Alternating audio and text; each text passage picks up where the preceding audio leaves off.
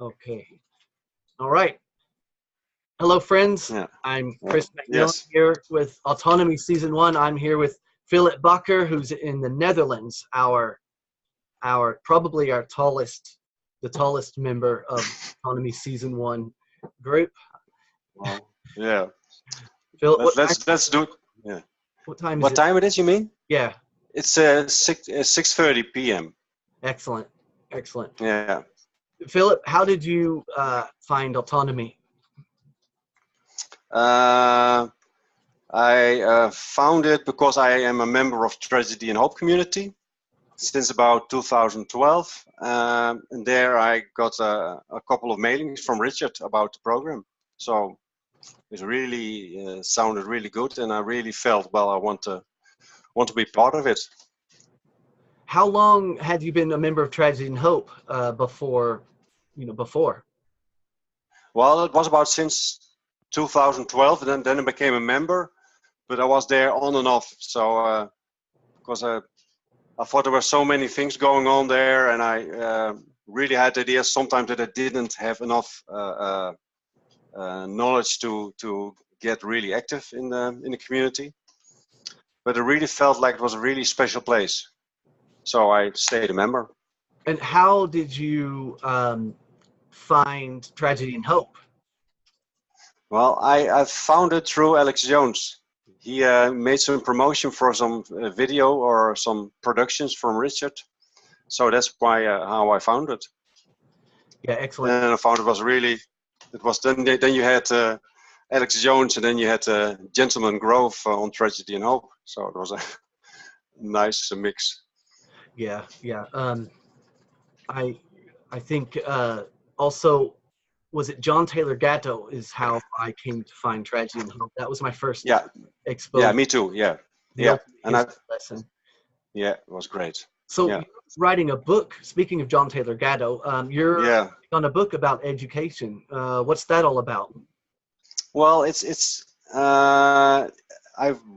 because I really found it fascinating, absolutely fascinating, what I heard from John Taylor Gatto in that great interview, and it was such an avalanche of information, and then I also started reading some of the books of John Taylor Gatto, but then, well, how do you get a one-on-one, just a basic introduction manual on the enormous avalanche of information, and I couldn't find it.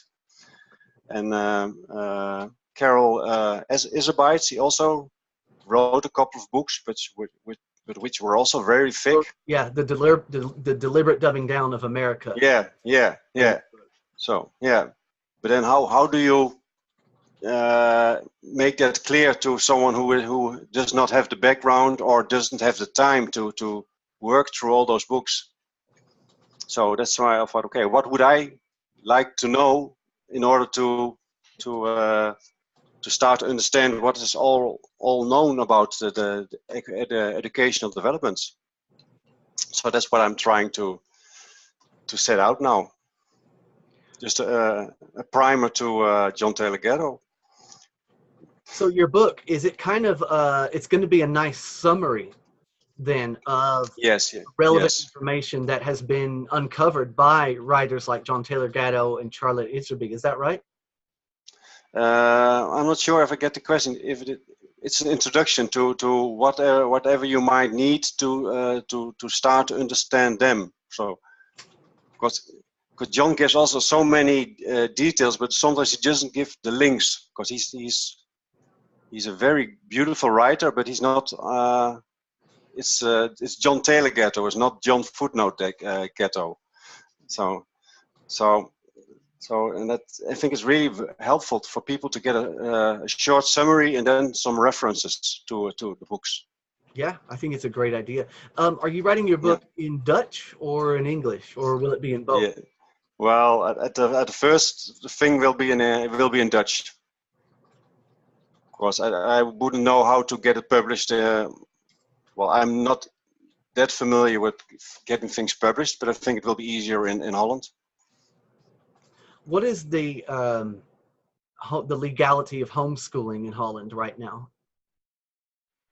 It is legal, but it's a little complicated, but it can be done.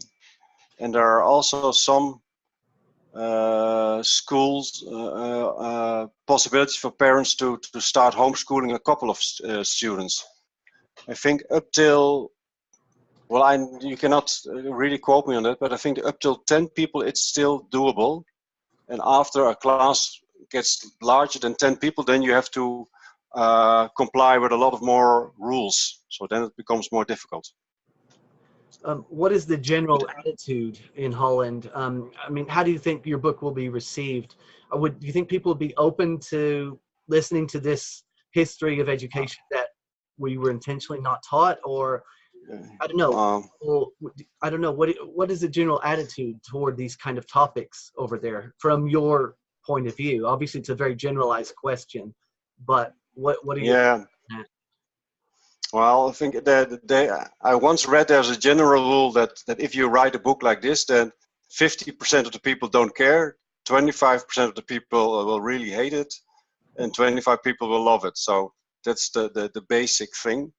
And I think there are quite a lot of parents who I believe will like to at least like to learn about all these developments, but they. Of course, many things are not, at least 95% of the things are not covered in normal magazines or normal books. So, but just like in the United States, there will be a lot of people who really don't like it, or who might maybe even actually resist that something like this is published. Well, that's not an unlikely response. The Dutch education system, is it the same as the American system, based on the old Prussian education system? Yes. Yes. The same. Yeah. Yes. We got the Prussian education according to John Taylor Gatto. We got it about 4 or 6 years later. I think he mentioned the date of 1876 in Holland. Yes, I think that was the date. But I think the United States education system deteriorated more. It might have been at a higher level, but especially since the 1940s, 50s, it really started deteriorating. And I think in Holland it stayed at a higher level. Partly also because the Christian parties really protected their rights to have influence on the educational system, and they are at the moment still protecting it. But there are developments going on that people will change constitutions to even take away that right. Is the ultimate goal of in the Dutch system, is it the same as the American system? The real goal of education, is it pretty much the same? I think so, yeah. But well, they haven't given me the documents in which they say so. But according to everything I've read, yeah. But of course, actually, it seems so. In the American system, we do have the documents. Yeah, like John Taylor Gatto, he uncovered the work of Alexander Inglis, which was incredibly revealing, and he had to fight to get that information, but he did get it from Harvard University. Yeah. But I think, America being the most important country, it's more important to get the United States first, and then the other countries will follow suit, I think. So. Yeah, because it seems from my observation, and I can definitely speak for Spain, which is where I used to live, all of Europe pretty much models their general public education system on the Prussian education system, the same as the U.S. Are there any countries that kind of stand out and don't necessarily follow that? In Europe, I wouldn't know. No, I think all European countries follow the same regulations. I think the basic setup is not that different, and even where there are differences, UNESCO probably still has the same background influence as everywhere. So even where it officially is differentiated, it's still probably on the inside. So your book, So, is it kind of, does it touch on the history of education, or what is like what is the general gist of what it's about? Don't keep us in suspense, Philip. no, well, I will keep everyone in suspense because the author is still in suspense. So, but it will be provide a general overview about what is going on, what's the just a short description. What's the history of the education systems? What are the big players in the educational world, and what are some of the tactics they have been using? And also, what's the big influence of Marxism in our educational system? Because that's a really an aspect which a lot of people are aware of but don't know the details about. I'm really looking forward to when it comes out. Do I dare ask any projections when you propose to have it finished? Well, I hope this year. Very good. Yeah, there's quite a few. There's a handful of us on the Autonomy Season 1 course that are writing books. I'm writing one myself. And of course, Nathan Foster and Daniel McCarthy got their books. I believe Agnieszka is writing a book as well. Yes. Yeah. In all the projects, the rubber is starting to hit the road for Autonomy Season 1. Wow. Okay. Yeah, we have to start producing ourselves, huh? Yeah, exactly. Yeah. It's been a lot of consuming, and now we have to produce. Yeah? Philip, moving away from academic topics to a more physical topic. When I met you, I was fascinated at how you just kind of nonchalantly mentioned, because you're from Holland, oh yeah, Wim Hof, I've met him. I've done training with him. And I had only just discovered the Wim Hof method myself, and I don't know, is he a household name in Holland? I mean, how famous is he over there? Well, I think he's not really a household name, but I think with the younger people, I think he is, because he was, I think 2 years ago, he was really very well known. He was very active, and now I think he also spends a lot of time abroad, so he's less active, less visible in Holland.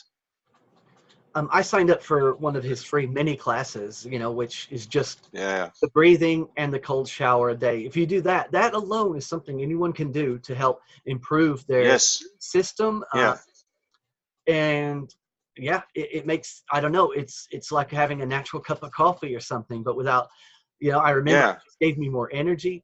So you have actually done the ice plunge. How did you get into the Wim Hof method? Are you still doing it? How did it help you? It really helped me to get more aware of where I am, because I for a couple of years I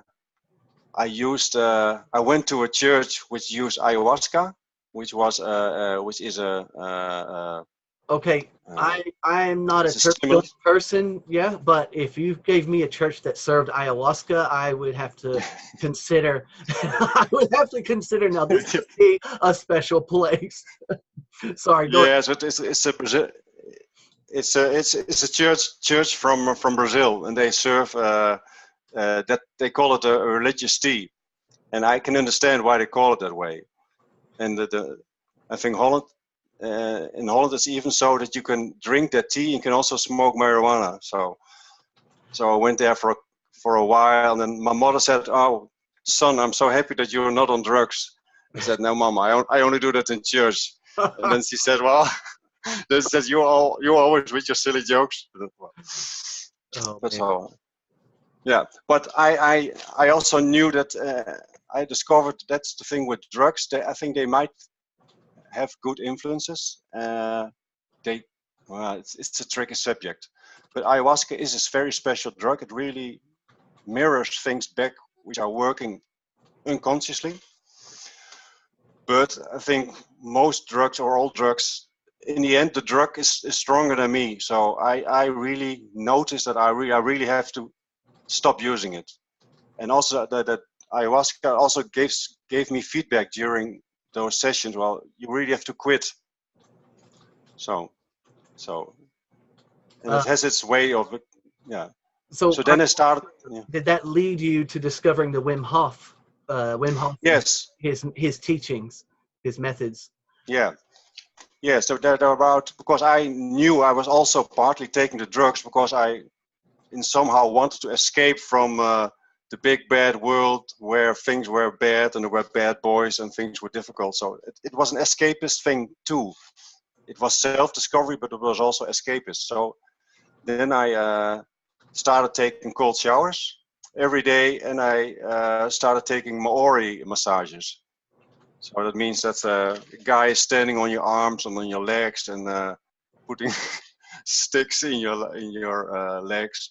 So to really, for me, to learn not to pull away from what's going on. Okay, not sorry. Pull away from pain. Hold on. What is this? I've never heard of this massage. How do you spell that? More, M-O-R? No, Ma-uri, like from New Zealand, the Pacific Ocean islands. M-A-U-R-I. Is that right?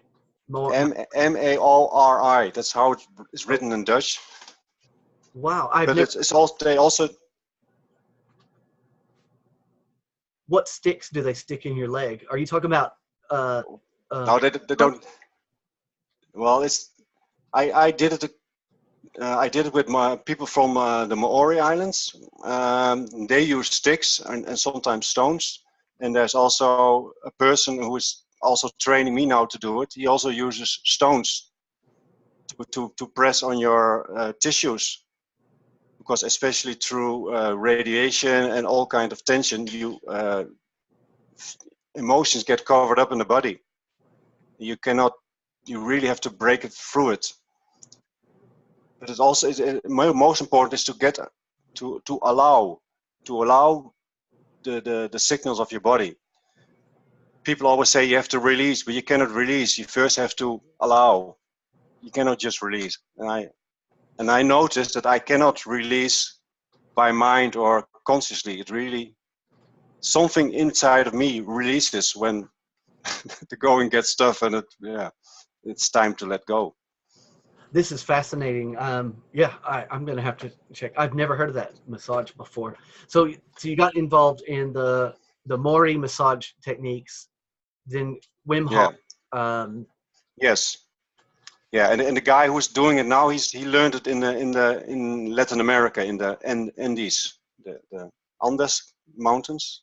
Yeah. I'm not sure about the English name for it. The Andes. Yeah. Yeah, and near Colombia and Peru. Okay. And so you met Wim Hof. You did a workshop with him. Is that right? Yeah. Well, he's such an enthusiastic guy. He just when the moment he walks into the room, he brings such a lovely atmosphere, and he plays the piano, and he's just like you're talking to your favorite funny uncle who knows all these interesting stuff. And you know, there's an American Air Force fighter, and I don't remember his name, but he had a quote. He said, "It ain't bragging if you can do the shit," and and he really could do it, and he could hold his breath very long. And you saw him swimming under the ice and sitting in cold water and getting that he would get a virus injected into his body, and he could fight it off in about 10 minutes. So it was really amazing. He did it in a very clinical setting. It's all scientifically proven. Everything that he's done. Yes, absolutely. It's absolutely proven that he can do it. And yeah.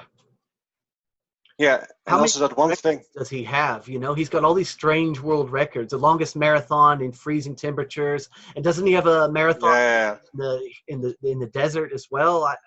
I mean, the guy is just incredible. Yeah, it could be, and climbing to a very high mountain just in his shorts. Yeah, it's amazing. And also that he proves that there's our nervous system, and there used to be this theory that there's the conscious and the unconscious part. he proved that we can also access the unconscious part, so that they are really connected. I'm not sure how to say it right, but they are connected, and we can access yes, we can address very important parts of our nervous system, and which enables us to heal. So that's and also that the medical books are not right in that aspect. Yeah, he deals a lot with helps people out a lot with depression from his breathing techniques, doesn't he?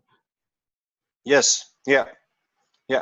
I did it too for a long time. It really was really rejuvenating, and it's also very helpful to learn to focus, because a lot of things have to do with your own attention. Can you stay with your body? Can you stay with your focus? And yeah. I dabbled with the Wim Hof method, and the first time I did it, I was amazed. Yeah, I was holding my breath for, well, first how long can you hold my breath? I asked myself, how long can I hold my breath? And I think I lasted around 40 seconds. But then the Wim Hof, suddenly I'm holding my breath 2.5, 3 minutes easily. Doing that. I confess I haven't done it in a few weeks. Yeah, excuses, scarcity mentality, etc. Yeah, me too. I know what I'm doing. Yeah, and also one thing, he also proved that we are all so much stronger than we think we are, because during that workshop we all did the breathing exercises, and then we had to do push-ups. And normally I can do maybe 4 decent push-ups, but there I just could do 14, and easily. It was incredible, just by breathing the right way. So I really think he's so generous, he's freely teaching everybody what he has learned. And I really do think the more his methods catch on, I mean, the potential is immense. And I'm so happy to hear that a lot of young people in Holland are catching on to his techniques.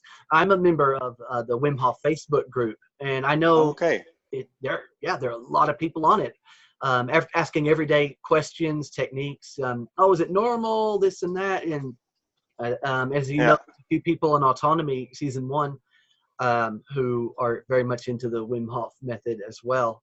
I mean, it should be incorporated into a daily lifestyle for everybody.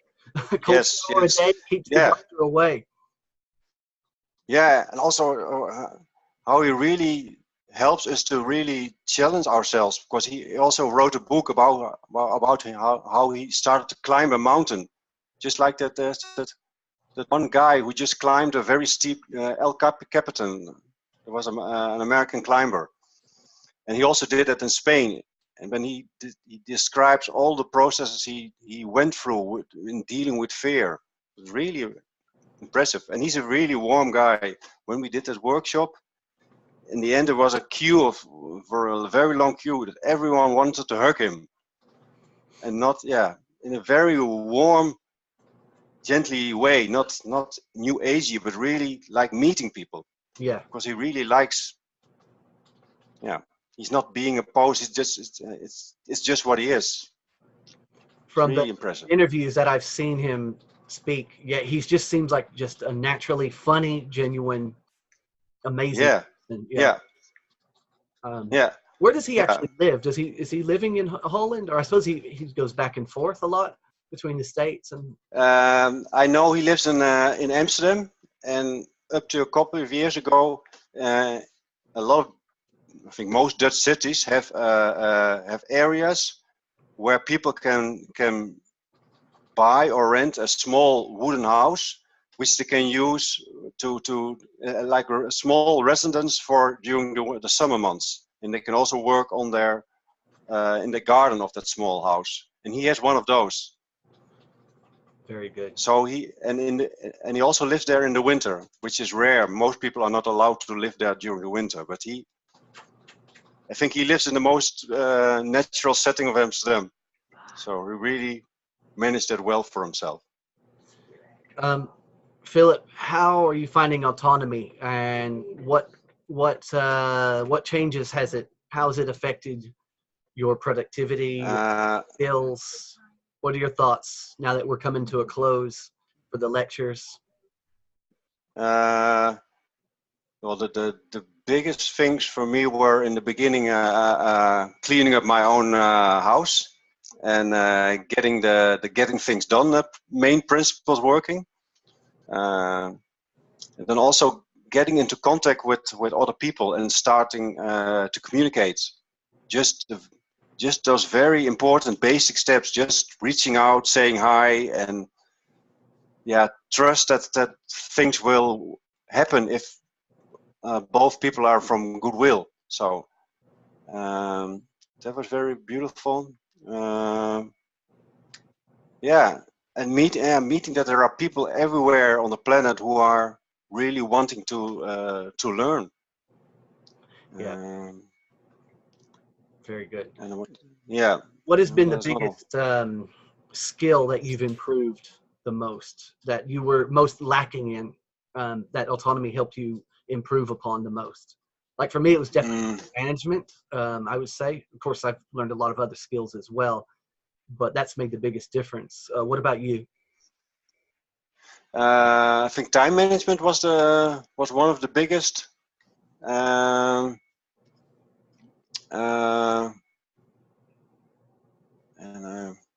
Accountability, perhaps. Yeah, but not really. I still find that very hard because I had it. I think it was with Joshua Hill.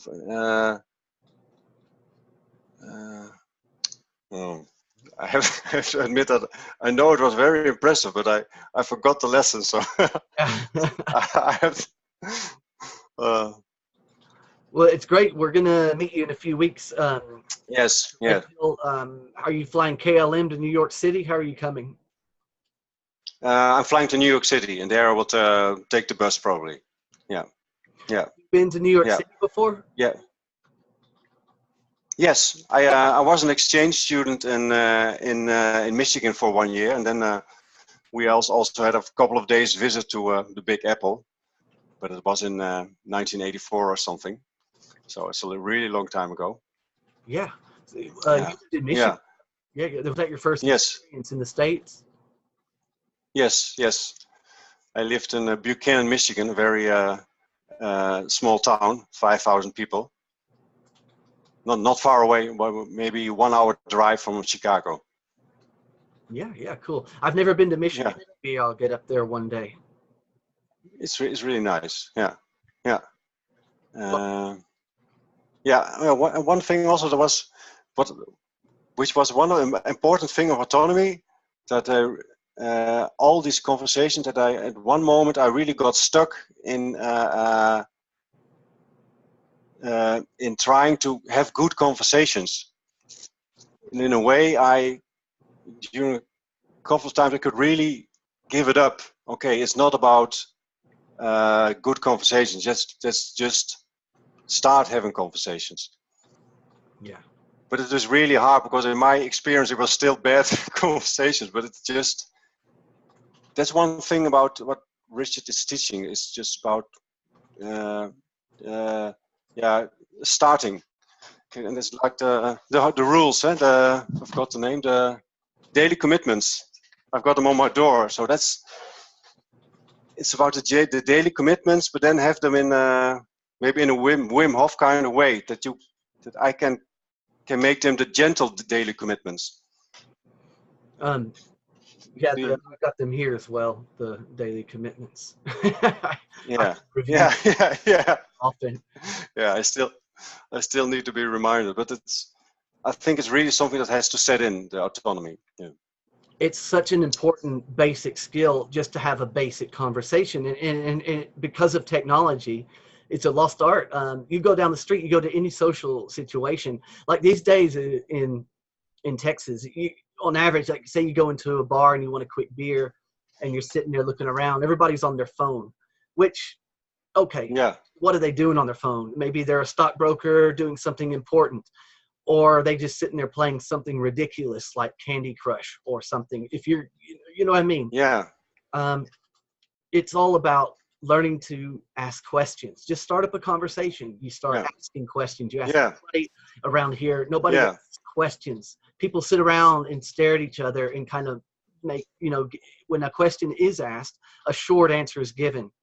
And what people fail to understand is, no, this is me striking up a conversation with you. You know, I don't actually care about the answer to your question. It's just get things flowing to see where it goes. Yeah, let's just meet. Yeah. I think that's what we can learn from dogs. Just start sniffing and just see what's happening. Yeah, that's because that's what a lot of people that just when they just meet, it's also politically correct. We just like oh, I'm going to say something which is going to hurt me later, or what do you want from me?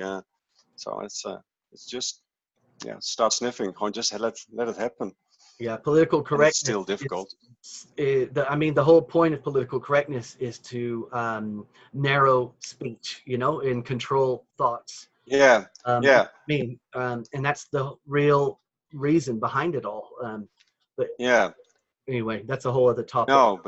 No, but it's not only about not saying, but it starts to become a habit where people create an invisible distance unconsciously towards other people. It's not even about the words. It starts creating invisible barriers. That's one of my first exposures to this, when the reality of it hit in, was during the it was one of the American elections.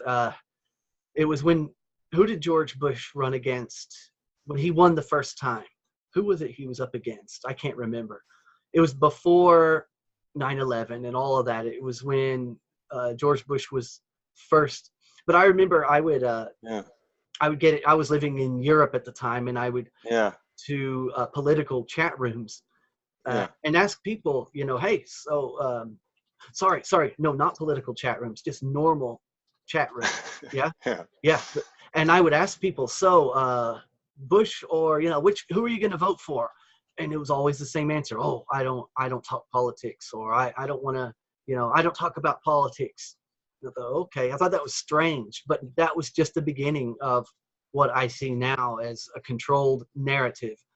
They're afraid to speak what they think because I don't know. Is it because they can't feel like they can't defend themselves if confronted?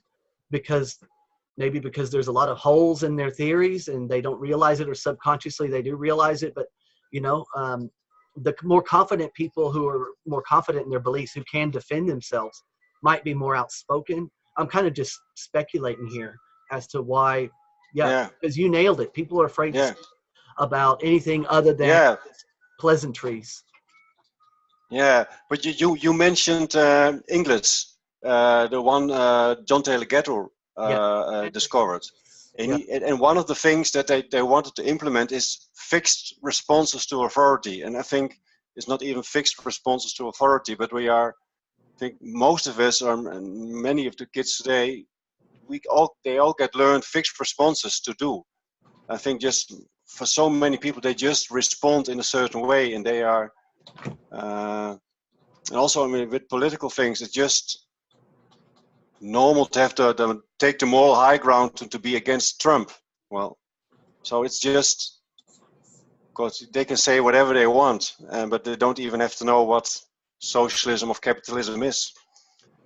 Yeah, I mean, for many years living in Europe, I considered myself left-wing, but that was before, because to be left-wing, you know, if you weren't left-wing, then you were either, in Spain, you were either a fascist, or from American point of view, or you supported Bush, neither of which I did either.